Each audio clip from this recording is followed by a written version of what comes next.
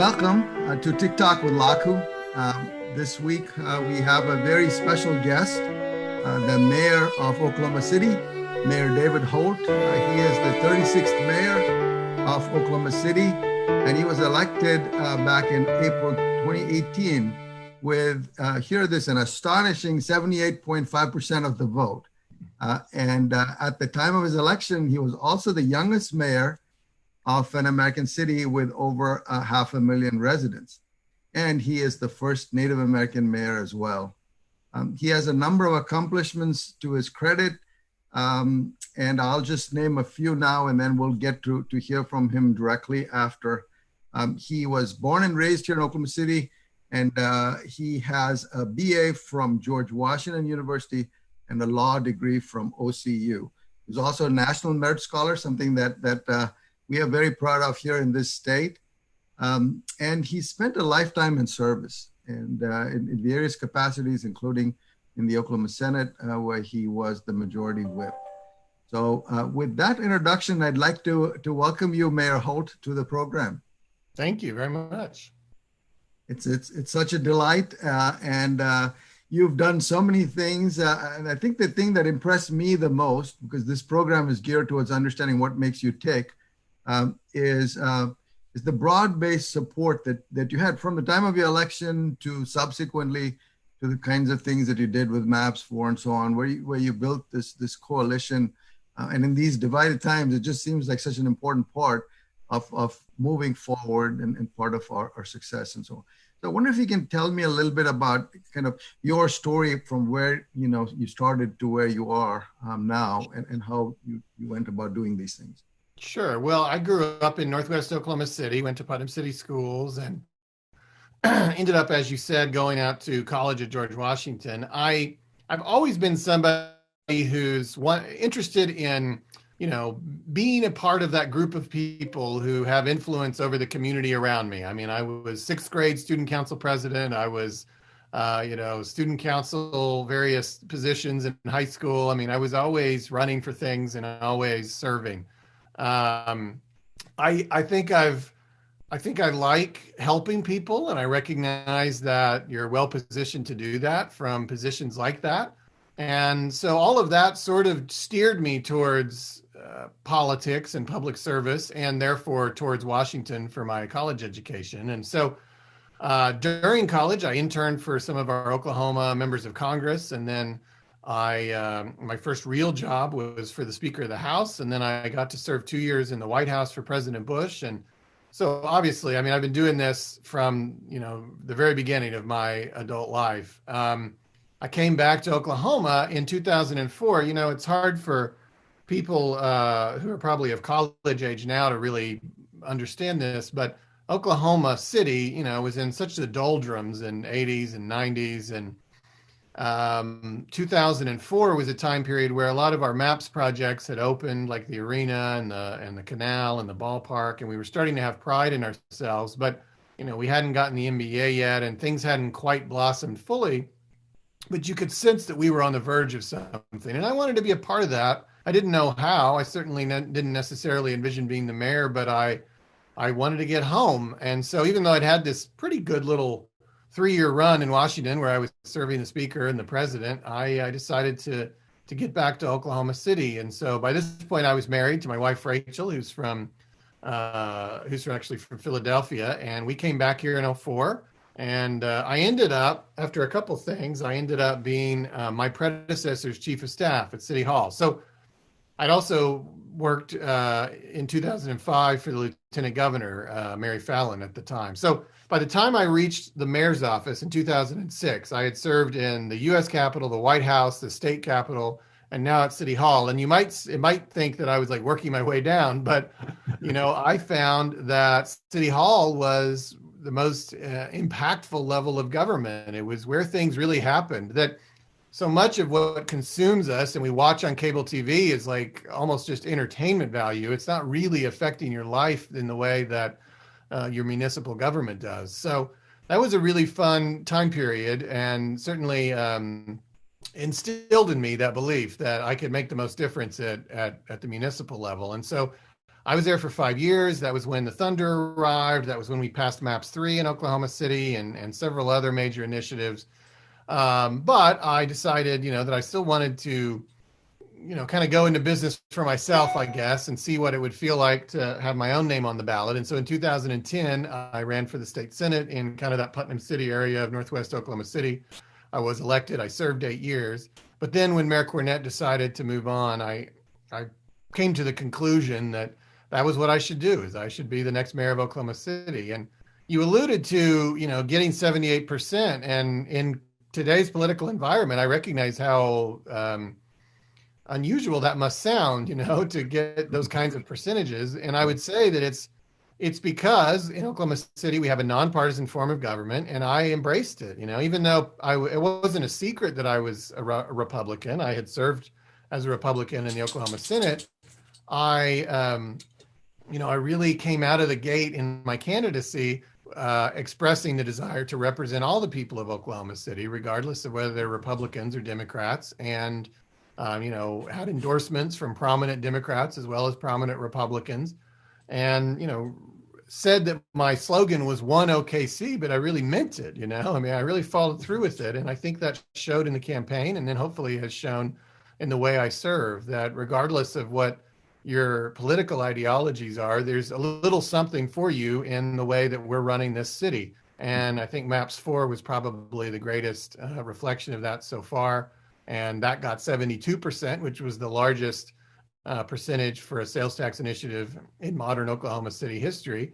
But it's because it reflected the priorities of a broad spectrum of people. Currently, we have forgotten how to function in a pluralistic society. And we have this idea that we just cobble together our 51%, and then those people get everything they want, and the other 49% get nothing that they want. And that's not the way this works. And so MAPS 4 was a reflection of the idea that, no, let's go and let's do things for all kinds of people at all socioeconomic levels of all political ideologies. And that's the way that I've served, and sort of bring it back to your original thesis. I think all of this is driven by my desire to help people, my desire to serve, my desire to make my community a better place. And I think the reality of that for me is, to accomplish all those goals, I have to be the kind of leader that I am.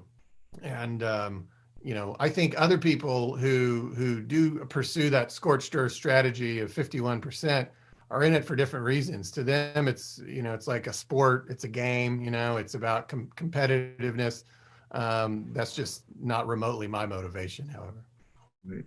And was it, to what extent was it influenced by your sort of upbringing? So you're the son of a teacher and a social worker, and grew up in Putnam City, the public school system and so on. So did those things play a role in kind of your, philosophy of how you, bring in sort of, different people with different backgrounds? And well, I'm younger than a lot of our city leaders of previous generations. And so I grew up, even growing up in Putnam City was a pretty diverse experience. I was exposed to people from, all walks of life, and maybe even with, immigrant backgrounds. And then I think that was added to significantly by living in DC, where a white guy is the minority group, and so it really helps you put things into perspective. So I think anyone of my age would have a more inclusive worldview than maybe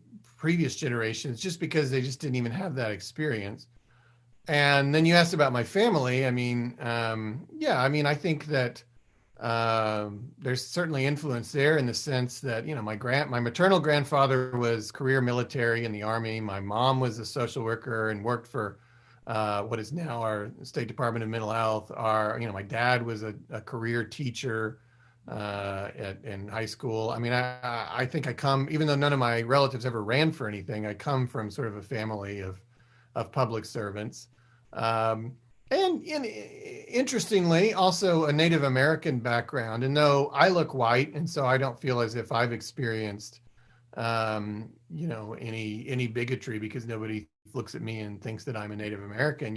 I could show you the pictures of my grandfather as a young man, and certainly my great grandfather, and you would certainly you might have a different impression of me, because you would see that I come from, that background. And though I was raised in Oklahoma City and not necessarily very culturally Native American, I'm conscious of the challenges that my ancestors faced in America, and even in Oklahoma. Native Americans were not really treated as full human beings for a very long time. A good read on that I've had recently, and it's relevant to my tribe, I'm Osage, is Killers of the Flower Moon, which they're making into a major motion picture with Martin Scorsese and Leonardo DiCaprio, and it's a great reminder if you read that book, how even in Oklahoma, which supposedly has all this Native American heritage, that the murder of Native Americans was like barely a crime worth investigating, and those were my people, that was my family, and so I have a intellectual tie, again, not necessarily a personal tie to the experience of minority groups in America, but a little more of a perspective than maybe just your typical white middle class guy from Oklahoma City. The great segue into the focus of the webcast, which is based upon this book that we talked about, which is Flow, and the idea there is that there's two dimensions to what makes people tick. One dimension is essentially going after challenges, and the other dimension is essentially skilling up to meet those challenges. And it may not be a conscious effort, but those that are doing it, where there's a perfect match of the challenge and the skill, then you're basically in the zone where you're doing things you love, and time kind of stops still. Your perspective, Mayor, and you've talked about some of these. So what's a challenge that you've gone after, and how have you skilled up to meet that challenge? Ironic that even though I ascended to the office as the youngest mayor in 100 years, I was also probably the most experienced person to take that office in 100 years in terms of relevant experience to this job. So I felt like I paid my dues to do it right and to be effective at it, not just get the job. But the challenge I would articulate to you would probably be something like COVID-19. This year's major challenge. The reason we're even having this conversation over a Zoom, is because of what this pandemic has meant to all of us. And when you run for mayor, I mean, that is about the farthest thing from your mind that you would be thrust into a leadership role in addressing a pandemic. I mean, that's not something you prepare for. That is not something you study up on. That's not a subject matter that is remotely relevant, it would seem, being the mayor of Oklahoma City. But so I had to learn fast, and also, but more importantly, continue to empower others who are knowledgeable about these issues and are put into roles because of their skill level in this, and not necessarily try to funnel every single decision and every single action of our community through me just because I'm the mayor, and trust others to do their jobs. So the way that manifested itself here was, very quickly we ramped up the relationship and the communication with our Oklahoma City County Health Department, which is operationally independent from the city, but I appoint a majority of their board. But that's a pretty loose connection. They really are on their own, but they also recognize that nobody knows who they are. Everybody knows who the mayor is. There's got to be a partnership there, and likewise, maybe I've got the platform and I've got the ability to get people's attention, but I don't know what to do with it once I have it. I've got to have their expertise, and so it was immediately a very good partnership. I mean, the day that we had our first case of local spread on March 15th, we had a joint press conference with me and Patrick McGough, the executive director of our city county health department, and we continued that through the months ahead, and it just has worked really well. The thing that I'm also intrigued by, you wrote this book, The Big League City, Oklahoma's Rise, with the NBA and so on. So what got you interested in that? Was it just a natural extension of the things you were doing and seeing, or obviously, your love of basketball? Yeah. Well, I was not really into sports growing up. My dad was not a sports fan, and then of course I came to it through politics. In a sense, I was elected the spirit vice president of the student council at PC North, and that meant I ran the pep assemblies, and so I had to be knowledgeable about what our sports teams were doing. And our football team made the state championship game that year, and I got hooked. I was really into it, and that was my junior year. By that point, I hadn't even like seen a Super Bowl, but I became a sports fanatic. And by my junior year of college, I was the sports editor of the GW Hatchet, the newspaper for the George Washington University. So I moved fast, and so I say all that to say that there was a little bit of a precedent for me doing a little bit of writing that was sports related. And I served as the mayor's chief of staff, as I said, during the time period that that we got the Thunder and made that pursuit. And it was just such a heck of a story, and so many things had to go just perfectly right for a city our size and a city so far off the national radar to get an NBA team that I always felt like somebody needed to record that story. And I kind of assumed somebody else would. I had kept notes and I had, chronologies, but I didn't necessarily believe immediately after all of that I would write the book. But after a little time passed, so remember that the Thunder arrived in 2008. I got elected to the Senate in 2010. I took the bar in 2011 after 3.5 years of law school at night. And we started our family. We had our son in 2009. So kind of needed all of those things to get out of the way. But by 2011, 2012, I felt, settled enough, and also enough time had passed since the arrival of the Thunder that I had determined, I guess nobody was going to write this book. So I wrote it. And in such a remarkable story of the Thunder, but, successful public-private partnership. That works, so that you need, again, going back to your, the broad-based coalition. So it's not just government, or it's not just, businesses, but it's everybody working together. Yeah, I mean, in the end, that story couldn't be possible without multiple votes of the people. First in MAPS 1 to build an arena, and then again in Big League City in 2008, which was the name of the book, but was also the name of the campaign that we passed to refurbish the arena so that it would be NBA quality. So I often say, it's not just about Clay Bennett and Mick Cornett and the NBA. It's also about all the voters of Oklahoma City coming together. And so you had to have people who could muster that kind of coalition building to make it possible. Right. That's great. And I would be remiss if I didn't ask you. So since you're the first person in politics that I've interviewed. So do you have aspirations to higher office? Well, I mean this sincerely. There may come a time when I got to do something else, but I seriously doubt I'll ever have more fun or as much fun as it is to be the mayor of a big city, and in your hometown too. I think mayor is the greatest job, and we've had a lot of people in American politics the last few years sort of touting the successes that mayors are having relative to the the dysfunction at every other level of government. And then this year, it's sort of really broke into the mainstream. Mayors have really led the way in this pandemic response. And so I'm proud to be a mayor. I love being a mayor. I don't know if there'll be opportunities to do offices at other levels of government, but I don't necessarily think of them as higher levels of government. They're just That's a great answer too. Yeah. So this brings us to our fun category, our final four. So matters is your relationship with your spouse and your kids and your close friends and family, and to maintain that work-life balance.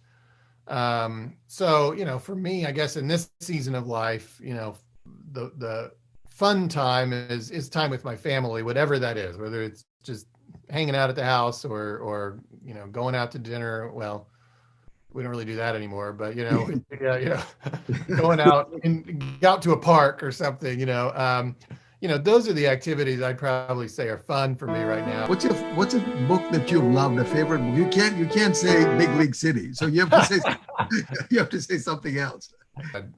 Which is Cast by Isabel Dickerson. Oh, yeah. And I read it under unusual circumstances. Oprah sent me a copy, and then because it was in her book club, it was her book club selection, and she chose to send copies to 500 leaders around the country. And then we talked about it. I'm on her show a couple of weeks ago. So, anyways, that was a fun experience. But more to the point of the book, I mean, it's a timely book for the year that we've had, where we've been, really facing the racial inequalities in our country and understanding the roots of all that. And so the argument that we have a version of a caste system is fairly enlightening, and some people have a defensive reaction to that. And to them, I would just say, please read the book first, and then we can talk about it. All right, my third of the final four. So, favorite movie or TV show? I know we're spending time more at home now with streaming and all of that. Do you have a favorite? Yeah, I mean, all time, and I haven't watched it in years, but I still think of it all the time because there's like an episode for every occasion. Would probably be The Simpsons. But I haven't had much opportunity to see it in a long time. Last question. So, favorite food or drink of yours? Always ask our guests. Food or drink? I mean, this is my stock answer, but it still hasn't changed. You cannot beat Kraft macaroni and cheese, and I've made so many thousands of boxes of it through the decades that, I mean, I think like everything about my approach has got it down to perfection. So I'm telling you, there's a wide variance of execution in the way you prepare a box of Kraft macaroni and cheese. So don't assume that everybody can do it. And there's no meal I find more satisfying. Mayor Holt, this is such a fun experience, and I know you're a busy person, and this is great that you took a little bit of time off. And sorry for the troubles with the technology. No worries. Well, thank you very much. It was enjoyed the visit, and thanks for inviting me on.